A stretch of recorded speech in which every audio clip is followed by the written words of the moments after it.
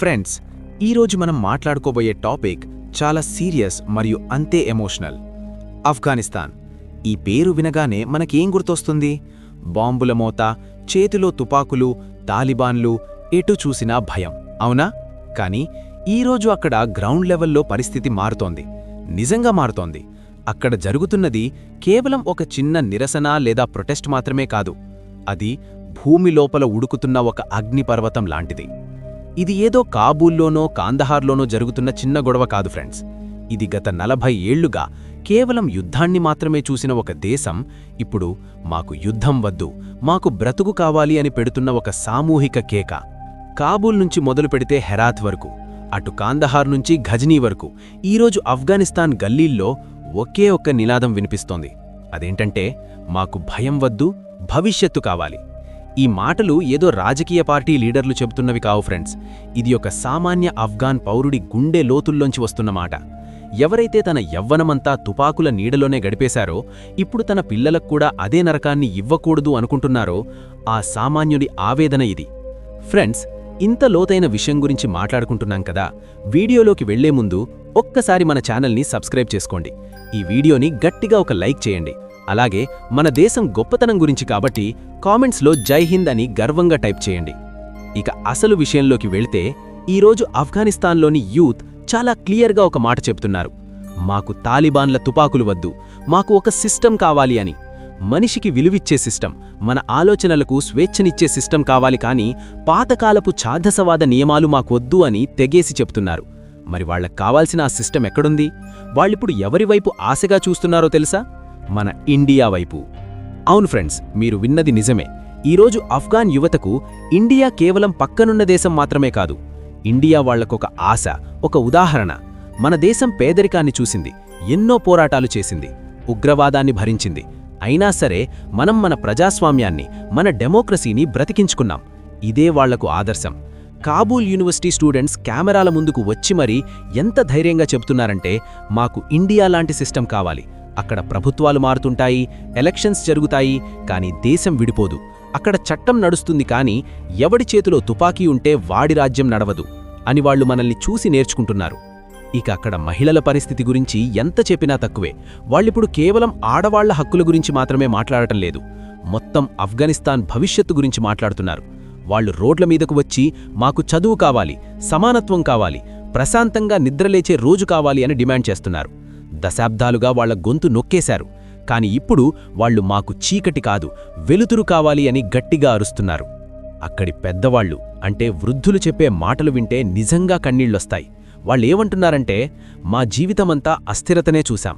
ఒకప్పుడు రష్యా వాళ్ళొచ్చారు, తర్వాత civil war, తర్వాత అమెరికా, ఇప్పుడు తాలిబాన్లు. మా బతుకంతా భయమే. ఇక మా దగ్గర పోగొట్టుకోవడానికి ఏమీ లేదు.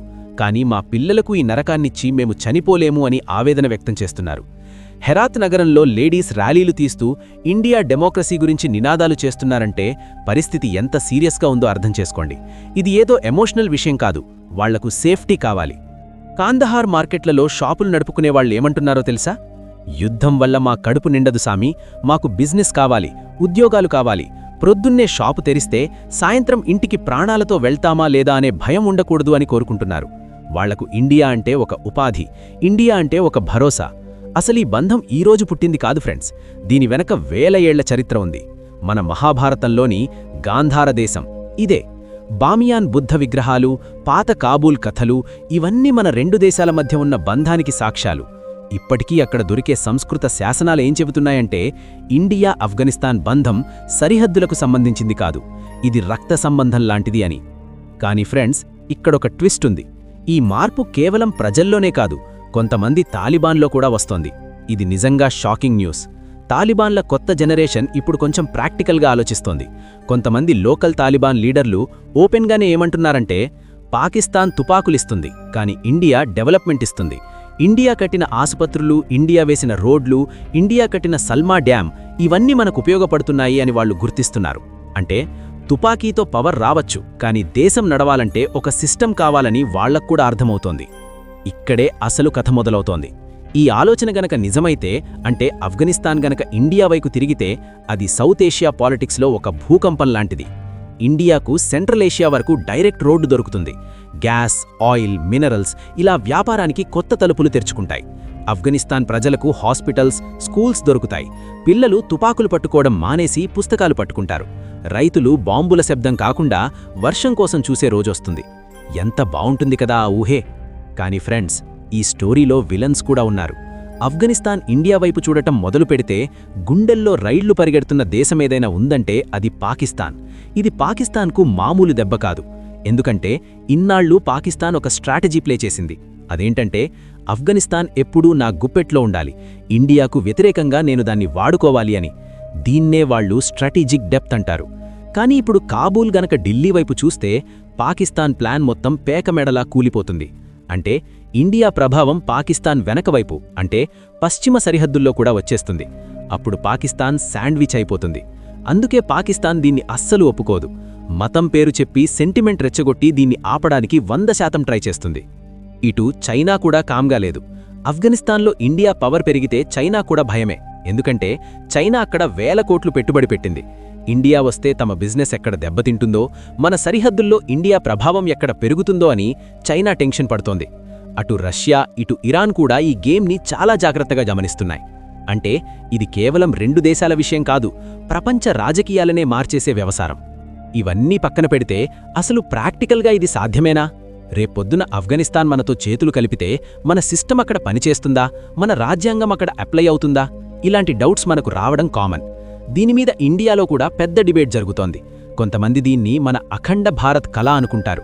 మరికొంతమంది ఇది మనకు అనవసరమైన తలనొప్పి, అనవసరపు ఖర్చు అని విమర్శిస్తారు. కానీ ఫ్రెండ్స్, లాజిక్స్ ఇన్నున్నా ఎమోషన్ ఒక్కటే. ఈరోజు ఆఫ్ఘాన్ ప్రజలు ఆయుధాలు కాదు చదువు కావాలి అంటున్నారు, యుద్ధం కాదు బ్రతుకు కావాలి అంటున్నారు, గౌరవంగా బ్రతికే రోజు కావాలి అంటున్నారు. ఆ కలను నిజం చేసుకోవడానికి వాళ్ల కళ్లకు కనిపిస్తున్న ఏకైక ఆశ ఇండియా.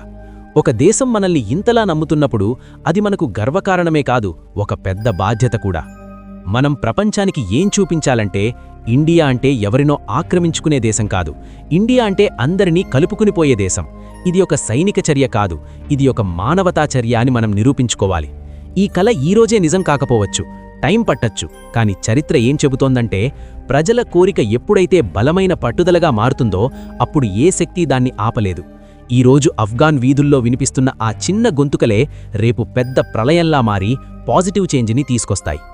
ఇప్పుడు అసలు ప్రశ్న ఏంటంటే అమెరికా ఏమనుకుంటుంది, చైనా ఏం చేస్తుంది అని కాదు. అసలు ప్రశ్న ఇంత పెద్ద బాధ్యతను ఇండియా ఎలా స్వీకరిస్తుంది అనేది.